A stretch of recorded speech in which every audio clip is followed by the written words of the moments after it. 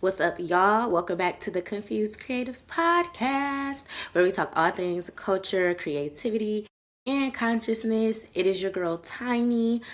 Also, just to call out the elephant in the room, I know I've been changing the C's. I know I've had like culture, connection, and creativity, but I think I wanted to replace connection with consciousness because I don't know, like connection is a huge part of this platform and of this pod, but like my main goal is for me and y'all, the listeners, to think about consciousness and to always be striving for a higher level of consciousness. So I think I'm gonna do culture, creativity, and consciousness. But I really do like the way that culture, connection, and creativity sounds. Like I feel like it's a different ring, but child, whatever. I don't know. How y'all doing today? What's going on? I hope your week is going good. Listen, I know half of the world is going through like a snowstorm blizzard right now, but I hope y'all are at home. I hope that y'all are getting y'all snow days. Out here in LA, we out here still going to work, but we deserve it because we ain't got no snow. But you know what? Today, I want to kind of jump right in the topic. I want to talk about being a multi-hyphenate, but from the perspective of Amanda Seales. Just one second. Like, we need to talk about Amanda Seales really quick. Amanda Seales is one of the smartest people I have heard speak, like at least in the entertainment industry. This woman is so smart. And I know that there's a lot of, controversial things about her out in the media, like, oh, she's not a nice person, or she can't get along with anyone, she's not likable, and all this and all that. To me, whether that's true or not, it just doesn't matter. It doesn't matter. We are focusing on the wrong shit. Amanda Seales is smart as hell. Now, if you're in the industry and if you're someone that interacts with Amanda Seales, if you've worked with her, I mean, okay, maybe, they have the right to speak on their experience with her. But for us regular folk, we need to be listening to this woman. We need to be listening to this woman. This woman is smart and she articulates things in a way that our people can understand. So, like, I won't say, like, I don't understand the Amanda Seales hate, but, like, I just feel like if we can listen to all of these men in the industry that say these ridiculous things, if we can still be fans, and not even just men, listen. I caught myself. But if we can still listen to Kanye West, if we can still listen to Nicki Minaj, if we can still listen to DJ Academics, all of these people who have said these questionable things but are literally geniuses, we can still listen to Amanda Seales.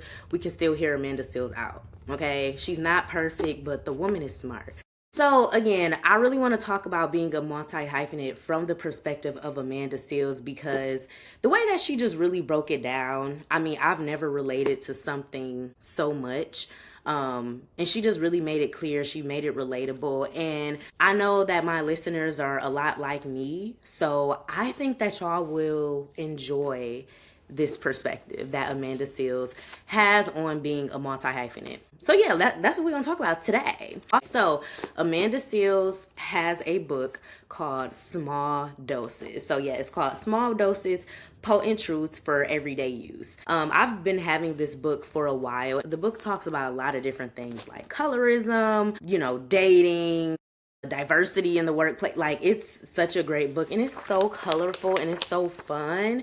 But like, yeah, we're specifically going to tap into her thoughts about being a multi-hyphenate. Also, another person who I'll mention slightly is Keke Palmer. Keke Palmer has a book called Master of Me. And she also talks about, being a multi-hyphenate, branding yourself in the industry. So I want to touch on her book just a little bit. But mainly, we're going to talk about Small Doses, Amanda Seales. This book, eats down. I got something right here. Like, what is going on? What is going on? Sorry, y'all. I got something on my shirt and it's bothering me. Okay, let's get into it. So, being a multi-hyphenate is so popular. I know that most of us, for the most part, at least, people that I know that are in this community, we all feel like we are meant to do more than one thing. And that is where the term multi-hyphenate comes into play. However, I think we all need to take a step back and evaluate whether we are true multi-hyphenates or not.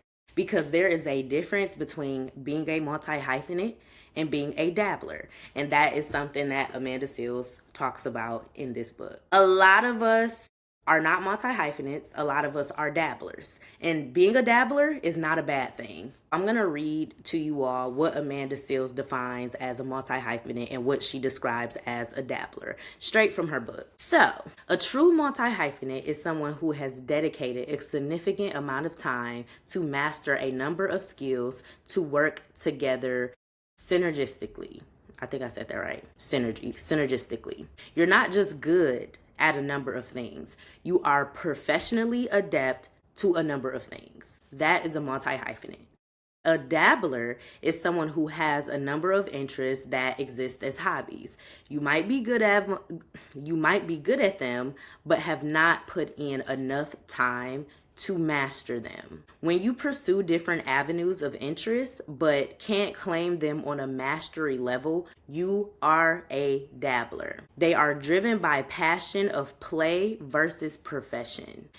This might be someone who has a serious profession and uses hobbies for fulfillment. So like when Amanda broke down the difference between being a multi-hyphenate and being a dabbler, this really hit, because when I talk to my peers and when I talk to people in my community and we're all saying like, yeah, I'm a multi-hyphenate, people can't put me in a box. I'm a multi-hyphenate.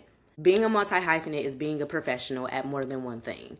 But if we're not putting in time, a significant amount of time and commitment to our passions, it's a hobby. It's a hobby. And it can become a profession at any time, but I think it's important for us to realize the difference between hobbies and professions. For example, let's say that you are a dancer.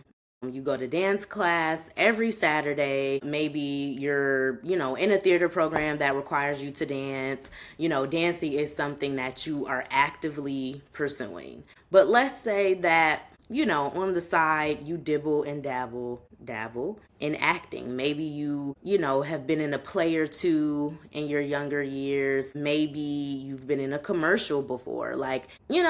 Maybe you have dabbled in acting, but unless you are taking classes professionally, would you call yourself an actor? Actors train like athletes. People that claim themselves as actors are training as actors every week. And, to them, people that are training, it could be insulting to them for regular motherfuckers like us to call ourselves actors when we're not actively, pursuing that profession. So I think we just have to be careful about what we're claiming. We have to be honest about that. Are we putting in a significant amount of time in our profession to claim that profession? If you're a podcaster, are you uploading every week? If you're a journalist, are you writing blogs every week? Are you researching? If you're a rapper, are you in the field with it, my nigga? Are you are you at the Freestyle Fridays? What are you doing? What are we doing?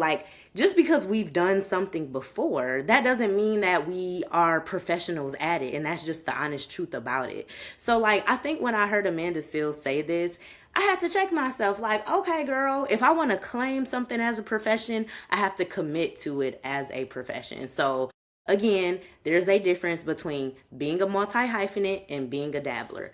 Being a multi-hyphenate, you are actively doing these professions.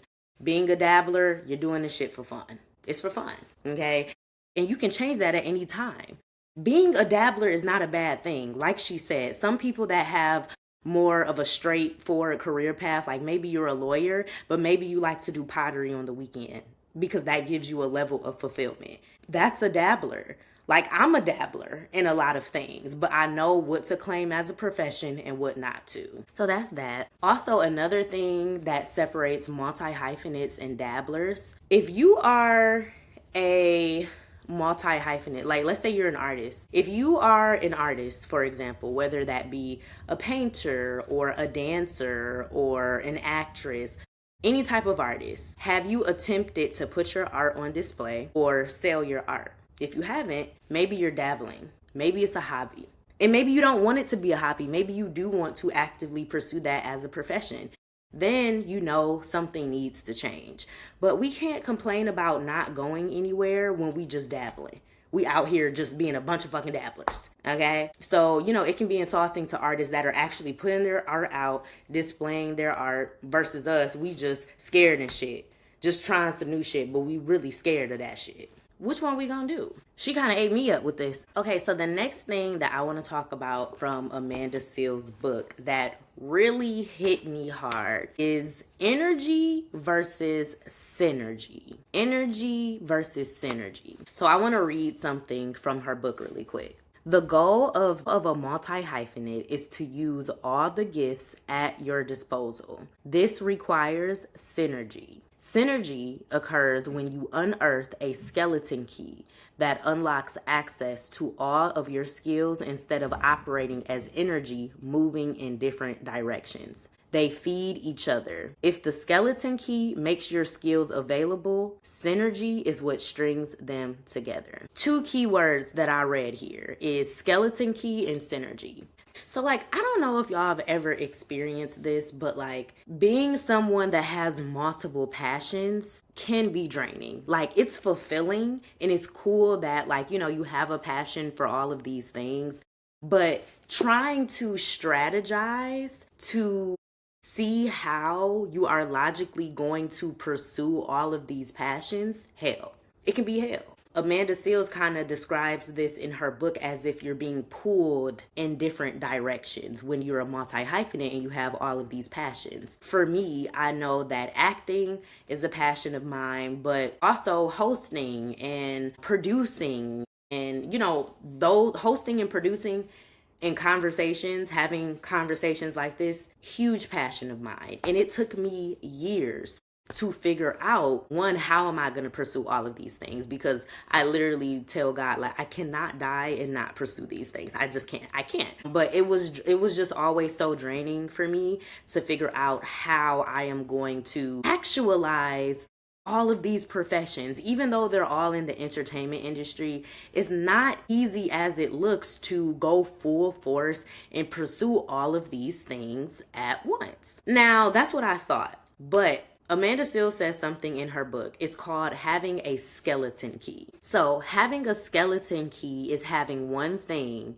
that can bring all of your skills together in a cohesive fashion that clearly defines your brand and its purpose. It unlocks all the doors of your interests and allows them to thrive under one roof. I love this concept of having a skeleton key because as a multi-hyphenate, I'm gonna be honest with you. When people see you doing all of these different things, it doesn't make sense to them. It's not gonna make sense to them. Amanda Seales even talks about in her book how, it was hard for her to land a job, or it was hard for her to define her career because other people did not know how to define her. Other people were confused about her profession until she became a stand-up comedian. Now, I know that being a stand-up comedian is a skeleton key for a lot of people in the industry. If you look at Marlon Wayans, Cat Williams, Kevin Hart, Monique, and so many more, Lonnie Love, being a stand-up comedian is literally a skeleton key. And what I mean by that is when you master being a stand-up comedian, so many other things can live within that. As a stand-up comedian, you are an actress. As a stand-up comedian, you are a host. As a stand-up comedian, you are a storyteller. You are so many things. Look at how many stand-up comedians now have talk shows. Look at how many stand-up comedians are now acting in huge movies. There's this interview with Marlon Wayans, and he talks about this plain as day. And the fact that when he started doing stand-up, that unlocked so many other doors for him because stand-up, you literally have to learn how to do so many things. You have to learn how to be in front of a crowd. It's raw. Like, but you're exercising so many skills at once. So this was also Amanda Seales' skeleton key, because Amanda Seales, she really is an intellectual. Like, her brains is her moneymaker. But when she started doing stand up, she made her intellectualism funny. Like, it became funny, and she showed people how smart she was. So, yeah, that really changed the game for her. She ended up being on Insecure. She has had her own tour, Smart, Funny, and Black. Like, she has been able to go into so many arenas because she is a stand-up comedian. That was her skeleton key, and that unlocked everything for her. You do not have to pick one thing to master, but it does help to pick one thing that allows you to do everything. Again, going back to that skeleton key. For me, it's podcasting. I can pop my shit. I can write an article if I want to. I can host. I can be a correspondent. I can do all of the things that I dreamed of. I can write. I can create. I can do everything under this platform. What's that thing for you? So, like, my skeleton key doesn't look like Amanda Seales, but I feel like I found my skeleton key. And this is where I'm starting. Having a lot of passions is having a lot of energy. But when you make those passions make sense and they all start working together and they all, pour into each other and feed into each other, that is synergy. And synergy is something so magical. I'm still trying to achieve it. And when you do achieve that, you're going to be a bad mother. Watch your mouth. I want to use someone else as an example. I want to talk about Isaiah J. So Isaiah J, he's a younger guy in the commentary space. He does commentary on movies, TV shows, pop culture events. I love Isaiah J, and I love watching his content. Boo, tomato, tomato. I love watching his content. But when you really look on Isaiah J's page and his platform, he does so many other things. He's a dancer, he's a singer, and it seems as if him being a cultural commentator was a vehicle to all of his other passions. Mind you, though, him being a dancer and him being a singer, it's obvious that he's put in work and he's been doing that. But him being a commentator really got shit popping for him. Like, I don't know him personally, but I have been watching his content for a minute, and all I knew of him is that he made content of like the shit that I be watching, and all of his commentary is like stuff that I would be saying about TV shows. So I'm just like, this guy is so cool. And then when you go on his Instagram, he has so many other things that he's talented at. He used cultural commentary as his skeleton key. And once he was consistent with that, everything just exploded for him. He's getting opportunities. He's opening up for he's opening up for Day 26. Like, he's dancing in the music videos. He's doing reunions. He's hosting reunions. Love Island flew him out to Fiji. Like, his story is amazing. That can be you. That can be you. Find your skeleton key. What is that one thing that is going to help you make all your other passions come alive? What's that one thing? And this is not to say that you have to, hone in and focus on one thing first. I'm not saying that. But people like us, because we're multi-hyphenates, we got to get organized. We got to get organized and we got to strategize. So what is that one thing that will allow you to do other things?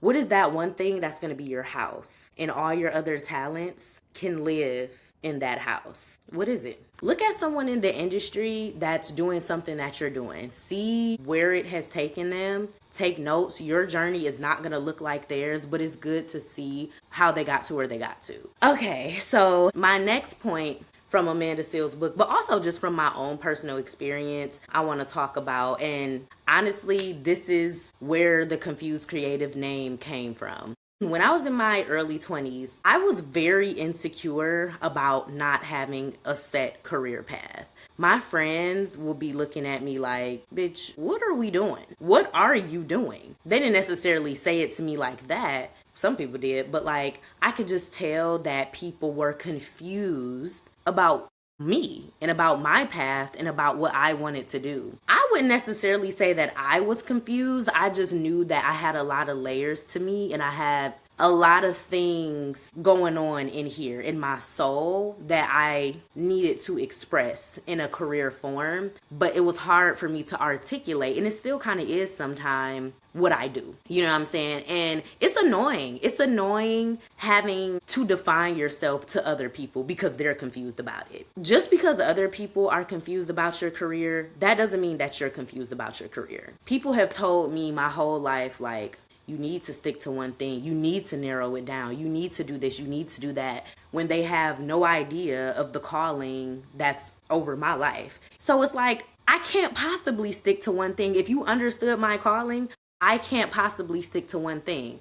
However, I do acknowledge that there is a way to pursue multiple things. I used to be so insecure at the fact that I truly could not define myself. Like, my peers were able to define myself. Like, I am a this, I am a that. Like, they had clear titles and a clear path of where they were going. I didn't, because I knew that my career path was way more nuanced than what I could explain. The only people that knew what I wanted to do were like my close friends at the time. And even with them, it was always so hard to explain to them what it is that I wanted to do. But every time I would tell them, they would be like, these are great ideas, but you need to execute them. And it's just like, well, damn, like, this is not something easy to execute. And when you're young, when you're in your early 20s and you have these big ideas, it's hard to actualize them. That is where this name Confused Creative came from. It came from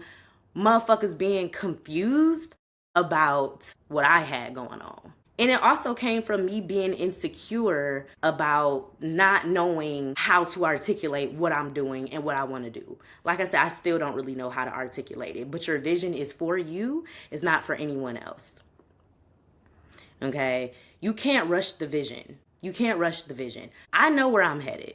Okay? But it makes other people uncomfortable when they don't know where you're headed, when they cannot define you, you know? And it's just like, this is a vision that God placed in my heart. So when other people, you know, try to put their input in, it's hard to listen to, because you know that you have a spiritual calling for something, and you know that it's kind of hard to explain. But, you know, like, you just gotta, I wouldn't say ignore it, because feedback is good. And it is true. Sometimes you do gotta pick something, you do gotta stick with it. But again, being a multi-hyphenate, being a creative, it's way more nuanced than what it seems. So I would just say, if people are on your head, if people are confused about what you're doing, that's fine. The only person that has to be clear about your vision is you. And eventually it will make sense. But if it doesn't make sense to them right now, that's cool. What people also don't understand is, when you have a vision,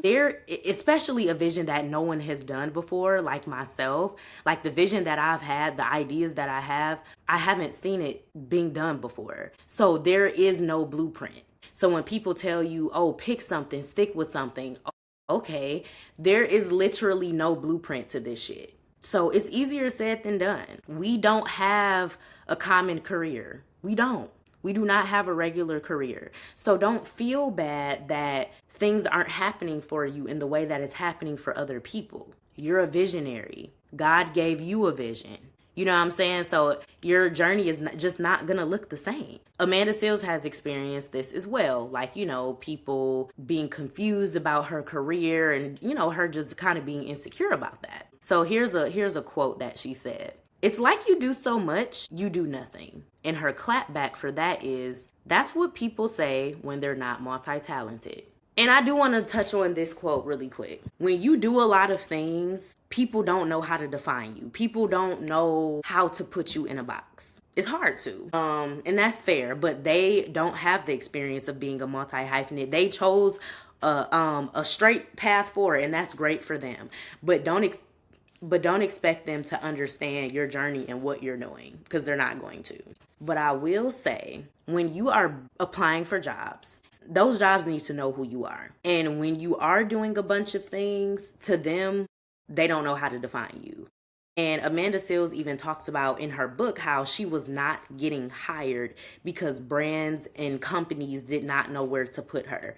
I feel like I experienced the same thing. Like, I'm multifaceted. Like, I've done a lot of things, and it's hard. The hardest thing that has came out of this is me branding myself. It is so hard for me, or it has been so hard for me to brand myself because I have done so many things. And the things that I have done aren't necessarily important, or the vision. The vision is me. Like, I'm the career. I'm the, like, I'm the selling point. But like, when you're still learning yourself, and when you're still growing, and when you're still going through life and like trying to understand yourself, it's hard to brand yourself.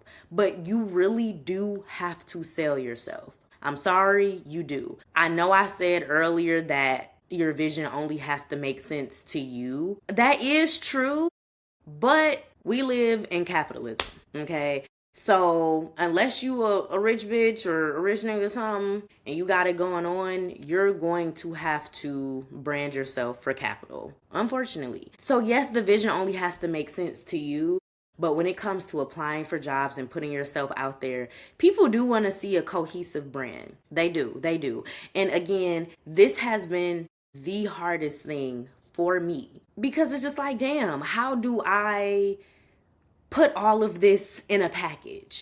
And I'm still working on that to this day. I feel like Confused Creative is a start because something that I care about tremendously is making sure that everyone is doing what they love, because I feel like if you do what you love, if everyone was doing what they love, the world will be happier. The world will be a better place. So I have a passion of making sure everyone else is doing what they love while also finding myself and finding what I love. So that is where Confused Creative has come from. And that's my brand. That's me. And I'm still working on that. I'm still building that. I'm still putting that vision out to the world. But it's hard. It's a hard thing. So I would just really start thinking about like who you are and what is your brand. Don't let the naysayers get to you though. Like the motherfuckers that's confused, don't let them get to you. But for the sake of your job and money, you do need to define yourself. I know that was a little contradictory. You do. You don't need to define yourself to motherfuckers that can't write you a check, but you need to define yourself to these corporations that can give you a bag. To be honest with you, I wanted to mention Keke Palmer's book really quick. So she has a book called Master of Me, and she says in the book, the career is you and your job is where you go to support you. As a multi-hyphenate, we are the careers. It's us. The little jobs we be having, that's there to support us, our livelihood, make sure we got food on the table. They're also there to have us make connections and have us learn things. But like at the end of the day, if we want autonomy over our life and over our career, we got to start our own shit. We got to do our own shit. It's going to feel confusing. Like building a brand for yourself is going to be confusing. You're doing it yourself. Nobody has done it. You don't know if it's the right thing or not, and you're not going to know. That's all the more reason to keep going. Confused Creative, I thought of this in 2018.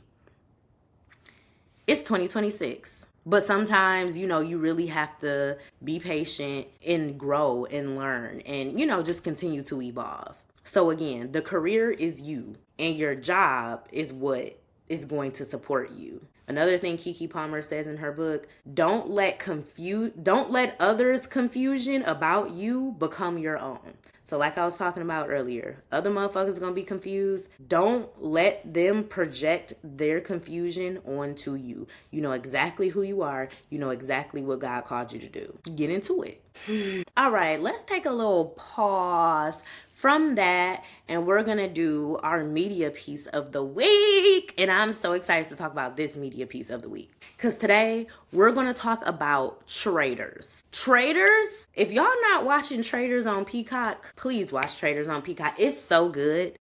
Now, I will say, disclaimer, I am a reality girl, but this is not your typical reality show. This is also a competition show. So there's not your typical drama. There's drama, but it's not the same type of drama as like Baddies or some shit like that. Like this is different. But if you don't watch Traitors, go watch it. But like I'm about to spoil some shit. So If you don't want shit spoiled, then just skip this part or something. But I'm talking to the people that watch Traders. One thing that I noticed about Traders and the conversation that's going on with the Traders fans is that people are saying that they sending the black people home first. And people are saying that there's like this subconscious bias going on with Traders. And at first, when I first heard this, I disagreed with it. But when I heard more reviews on it, I'm like, they're right. Like, race is a part of everything, unfortunately. It just is. Race, gender is always going to be a part of everything. That's just the way that it is. However, I want to just give my little 2 cents. Even though race is always in the conversation, I feel like a lot of the people that went home, they dug their own grave. They dug their own fucking grave. Let's start off with my girl, Portia. Shout out to Portia. I love me some Portia. Don't make me call Portia. I love Portia, right? But Portia, this is not Housewives. This is not Real Housewives of Atlanta. Portia went home because she talked too much. She exposed her hand too early. That's why Portia went home. Who else went home? Monet. Monet went home, right? Now, Monet, I'm not saying she deserved, because drag queen, period. I'm not saying Monet deserved to go home, but Monet went home because he ended up telling a traitor, which was Candace, someone that he thought he could trust. He told a traitor that he knew who another traitor was. Obviously, he didn't know Candace was a traitor, but he ended up saying to a traitor, oh, I think so-and-so is a traitor. So that's why his ass got the boot, because he was too smart. And mind you, both Monet and Portia went home via another black person. Ron sent Portia ass packing. He convinced everybody that Portia was the traitor. He made a compelling argument. Everyone agreed with him. And then Monet went home via Candace. They killed his ass because Candace went and told Lisa, like, hey, Monet knows that you're a traitor. So Lisa like, oh, we got to kill his ass. And Candace like, I agree. So like, yes, the race conversations are a thing, but guys, for those two situations, it was the name of the game to me. I don't know. Now I want to talk about the only situation I can see of where y'all are saying like they deserve, like maybe this was racially motivated, was Tiffany.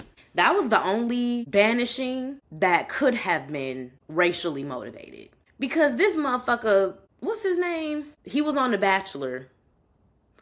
And he started the Tiffany bandwagon. Basically saying like, hey, Tiffany is a ringleader. Tiffany is smart. He targeted her because people listen to her, which a lot of people listen to black women when we speak because we tend to, kind of know what we talking about. So he was threatened by that. He thought she was a traitor. He was completely off. But then on top of that, I forgot his name too because they irrelevant. But this motherfucker gonna say, yeah, Tiffany, I heard you laugh at the killing. So you mean to tell me that you heard somebody laugh and you thought it was a black woman? I wonder what the laugh sound like. They looked so stupid when Tiffany said she wasn't a traitor. They looked so dumb. Michael Rappaport, I think is his name, also got banished. White man. I think people were just tired of him. I don't think that people thought he was a traitor. I think people were just tired of him and was just tired of his personality being around. But I'm not gonna lie, Michael ate them motherfuckers up before he left. He ate they ass up, okay? And I lived for it. I'm not saying I'm a Michael Rappaport fan, but he went out swinging. Just because a motherfucker talk a lot and has a lot of opinions, that don't mean they a traitor. I just want to say this group is way off. Like, the only person who they have suspected and they have been right is Lisa. But other than that, they way off. So Lisa, Rob, and Candace are traitors. Rob ended up voting Lisa out, which was a very huge turn for the traitors because they made this pact to be loyal to each other. But Rob didn't want to send Ron home. He didn't want to send that other guy home that he had an alliance with. So he chose to vote for Lisa. And honestly, even though he was loyal and they made a pact, I do feel like if he would have voted for anyone but Lisa, the suspicions would have been on him. So I do think that he made a decision, but he knew he was going to have to deal with his fellow traitors. But I do think he made the right decision. And Lisa They're on to you, girl. I would say for anyone, y'all should watch Traders. Y'all should watch Traders. I would love to be on a show like Traders. Like, I be pointing motherfuckers out. It's you. It's you. Okay. So yeah, that's the update on Traders. It comes on every Thursday. Peacock. It's eating down so far. Love it. Love it. Okay, so let's wrap this up. So yes, I really want to know. I'm eager for y'all to, tell me what y'all think about this conversation about being a multi-hyphenate. Like, at the end of the day, we know that you're skilled at a lot of things, but what is your thing? What is your thing? And again, don't let anyone tell you that you cannot pursue multiple passions. You definitely can, but it's all about how you pursue those multiple passions. Are you putting in an equal amount of effort with all of your babies? If you're a multi-hyphenate, those are your children. Are you feeding all of them? Are you spending time with all of them? Are you cultivating all of them? We cannot claim that we are multi-hyphenates if we are not professionally pursuing everything we claim to be. And if you want to see a change, then I would really start looking at your time management. If you want to be an author, if you want to start writing, maybe you got to wake up a little bit early to, claim yourself as a writer or an author. You have to find a way to fit that in your schedule. If you're an actress or an actor and you can't pay for acting classes right now, maybe join your local theater troupe, because that a lot of the time is free or very low cost. You have to find a way to actively pursue these things. If you're a rapper, get on that mic. You better be rapping. If you're a podcaster, come sit down with me. You know what I'm saying? We have to use our time management and we have to be honest with ourselves. Why am I doing these multiple passions? Do I love them? What's in it? What's the reason? What was the reason? What's in it for you? You know what I'm saying? And how can you make all of these passions feed off of each other? How can you create that synergy so you're not left feeling burnt out? So you're not left feeling like all of your passions are pulling you in different ways and that you cannot go full force and fulfill them. Another example that I have is like, I love makeup. But I don't have time to pursue being a makeup artist. I do not have the time right now, but I love makeup down. I love it so bad. So in my head, I was just like, how can I fit this into my universe somehow? And that is why I created a talk show called Beyond the Brush, where we do makeup on the talk show. Because if I have to choose between cultural commentary, talking, and all of that, and makeup, I'm going to choose talking every time. But if I can fit makeup in somehow, that's what I'm going to do. So that's something that I'm trying to tell y'all. Find your skeleton key. Find that one thing that can help you do all of these things so you can actualize and really claim that you're a multi-hyphenate. We're not just claiming shit that we're not. We ain't doing that.